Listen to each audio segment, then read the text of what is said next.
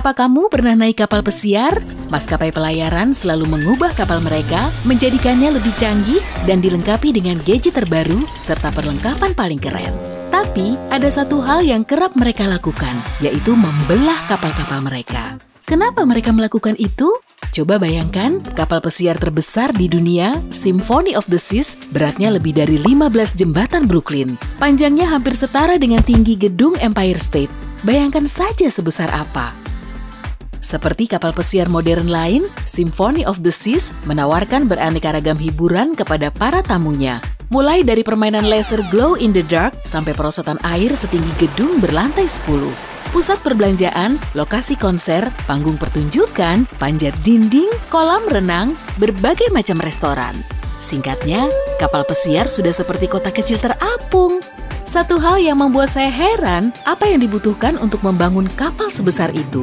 Dan bagaimana konstruksi logam raksasa itu bisa mengapung di lautan? Ya, seperti pesawat, kereta api, dan hasil rekayasa teknik lain, kapal pesiar adalah konstruksi yang rumit sekali, hampir menyerupai tabung terapung raksasa. Tidak seperti kebanyakan bangunan, dindingnya merupakan bagian dari struktur kapal. Semua detailnya harus diperhitungkan, bahkan hingga yang terkecil, misalnya fakta bahwa membuat lubang di tabung raksasa ini bisa mencelakai seluruh kapal. Kapal pesiar tentu dibangun di atas tanah, lantas dipindahkan ke air. Tapi anehnya, beberapa bagian dibangun dalam keadaan terbalik. Itu memudahkan para pekerja mengelas plat baja daripada harus mengelas menghadap matahari. Begitu selesai, semua bagian terpisah itu kemudian dibalikan dan dirangkai. Kabin dan bagian interior lain dibangun di tempat berbeda, kemudian dimasukkan ke dalam kapal seperti Lego raksasa. Kapal pesiar juga mempunyai banyak larangan berkaitan dengan material yang digunakan dalam konstruksinya. Misalnya, kamu tak akan menjumpai bagian yang terbuat dari kayu karena bahan ini mudah terbakar, tidak seperti logam dan keramik. Tapi, bukan berarti para desainer tidak mencoba membuat kapal seringan mungkin. Kapal harus mengapung kan? Mereka menggunakan bahan-bahan yang paling modern dan awet. Makin tinggi kapalnya, makin ringan pula bahan yang harus digunakan agar seluruh konstruksi seimbang dan mencegahnya terguling. Dan sebenarnya, kolam yang berada di atas kapal itu tidak ideal. Jadi, jika proses pembuatan kapal pesiar begitu rumit, mungkin membelah kapal ada kaitannya dengan proses ini? Sepertinya bukan karena diskon 50% penjualan kapal, kan? Tidak. Gagasan pertama yang hinggap di pikiran saya saat melihat percikan bunga api dan pekerja yang mencincang lambung kapal adalah kapal itu sudah sampai di ujung perjalanan hidupnya yang bermanfaat. Kini, bagian-bagiannya akan dipisah-pisahkan dan didaur ulang. Tamat, teori itu masuk akal, tapi kenyataannya sama sekali berlawanan. Pertama, sebuah kapal dibelah dan kedua bagiannya dipisahkan. Bayangkan kamu melepas 2 keping Lego dan menyisipkan 1 keping lagi di antara keduanya. Itulah persisnya yang terjadi, kapal itu mendapatkan tambahan baru di tengahnya. Proses yang sedang saya bicarakan ini dinamakan perluasan, sama seperti limosin, dan proses ini punya beberapa tujuan. Yang pertama, penambahan itu akan menjadikan kapal lebih besar, lapang, dan mewah. Biasanya, setelah perluasan, kapal akan mendapatkan kabin dan kamar sut baru, serta fitur modern lain, seperti kolam, pusat kebugaran, dan studio yoga yang baru. Ini membuat kapasitas kapal lebih besar dan tiket pesiar pun lebih mahal. Hei, kemewahan baru itu tidak gratis kan? Perluasan itu menambahkan sekitar 20 tahun umur kapal dari masa hidupnya yang sudah panjang itu. Kamu butuh 1 tahun jika ingin membangun sebuah kapal pesiar baru. Menambahkan bagian baru akan jauh lebih cepat, yakni beberapa bulan, dan kapal yang dimutakhirkan siap beroperasi lagi. Saat lambung kapal dibuka, peralatannya yang sudah ketinggalan zaman bisa digantikan dengan yang lebih baru, yang lebih hemat energi dan bahan bakar. Artinya, bukan cuma mendapatkan mesin yang berfungsi lebih baik, tapi juga lebih sedikit perbaikan dan perawatan. Dan bagian terbaiknya, karena pengelasan bagian-bagiannya dilakukan begitu hati-hati, kapal yang sudah diremajakan akan meninggalkan galangan tanpa goresan sedikit pun. Saat ini, cara untuk meningkatkan kinerja kapal pesiar bukan hanya melalui perluasan. Berkat teknologi modern, kapal-kapal itu tetap bisa bertambah keren. Kalau kamu pernah berpesiar dengan kapal besar, kamu akan tahu betapa sulitnya mencari jalan di atas kapal yang terdiri dari 15 geladak, terutama di hari pertamamu. Kecuali jika kamu menaiki kapal yang dilengkapi peta interaktif. Tinggal sebut kemana tujuanmu, dan peta itu akan menunjukkan jalur tercepat dari lokasimu saat itu. Beberapa maskapai pelayaran yang sangat canggih bahkan punya robot yang menyediakan informasi bagi para penumpang dan membantu mereka yang tersesat.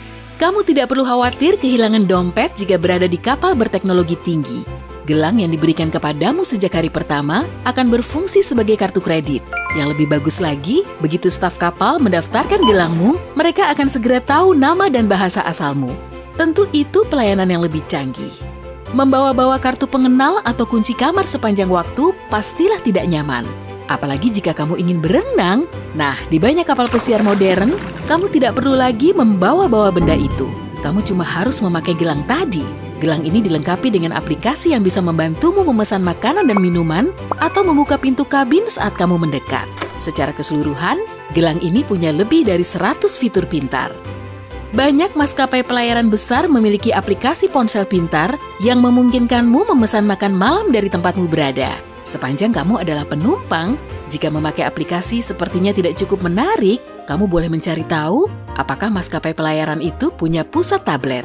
Kalau ada, kamu bisa menggunakan layar interaktif untuk memesan.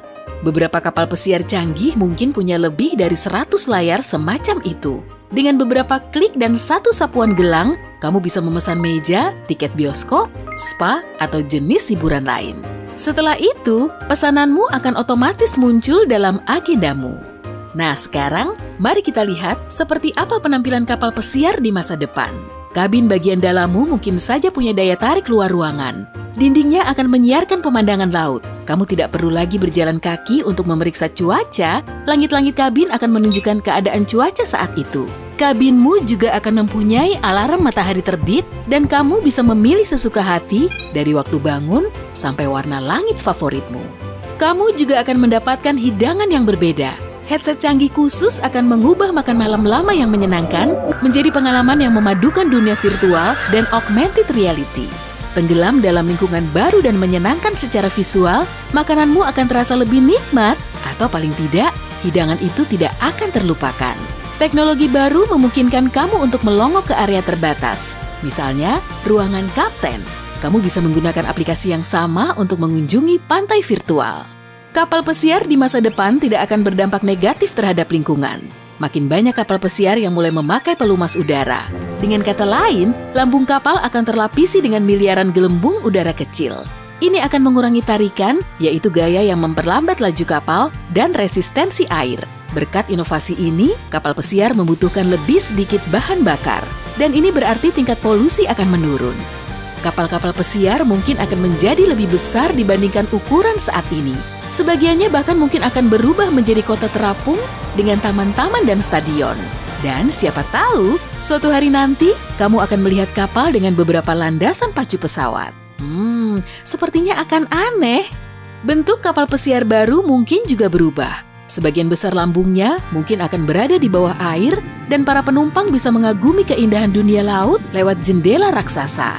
Geladak yang lebih rendah mungkin dilengkapi sarana khusus untuk olahraga air seperti ski air atau kayak. Barista manusia mungkin juga akan jarang ditemui di kapal pesiar masa depan. Mereka akan digantikan oleh robot. Makanan juga mungkin akan disiapkan oleh koki robot. Balkon penumpang kapal-kapal pesiar tidak hanya dilengkapi landasan drone, tapi juga dermaganya. Drone yang lebih besar mengantarkan pasokan berbagai bahan ke kapal dan yang lebih kecil akan digunakan untuk mengambil dan mengantarkan cucian, membawa pesanan belanja online-mu dan mengantar makanan serta bunga. Selain itu, kamu bisa memesan drone berkamera untuk merekam kunjungan atau pengalamanmu yang lain. Drone memang sangat membantu. Seluruh kabin akan dilengkapi alat peningkat kualitas tidur yang akan menerapkan berbagai fitur agar kamu bisa tidur senyenyak mungkin. Teknologi ini akan mengendalikan level oksigen dan getaran, bunyi-bunyian, bau, cahaya, dan mempertahankan suhu yang nyaman di dalam kabin. Berikutnya apa lagi? Apapun itu, kamu mungkin akan menjumpainya tak lama lagi. Hey, jika kamu belajar hal baru hari ini, klik tombol suka di video ini, lalu bagikan pada teman-temanmu. Inilah beberapa video menarik lainnya yang bisa kamu tonton. Klik saja video di salah satu sisi layar, dan ingat, tetaplah di sisi terang kehidupan.